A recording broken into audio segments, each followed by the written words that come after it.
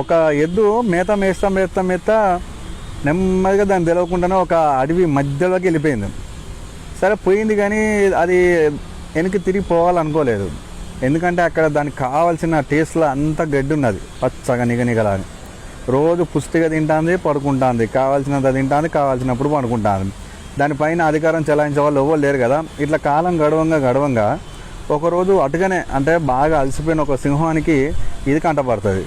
బాగా తిని ఉండడం వల్ల నున్నగా నునిపెక్కింది, బరువు కూడా పెరిగింది, పరిగెత్తలేని పరిస్థితి. సేమ్ సింహం పరిస్థితి కూడా అదే, కానీ సింహం ఆకలితో ఉన్నది కదా. కాబట్టి ఏ సింహానికి ఈ ఎద్దు దొరికింది. ఎద్దుని మంచిగా భోజనం చేసింది బ్రహ్మాండంగా, కడుపు నిండా. ఎన్ని రోజుల నుండి ఆకలితో ఉన్నదో దానికే తెలుసు. తిన్నట్టు ఉండాలనా అని పెద్దగా గర్జించింది. తెలుసు కదా, సింహం గర్జిస్తే దగ్గర ఒక 3 నుండి 4 కిలోమీటర్లు తినొస్తుందని అంటారు.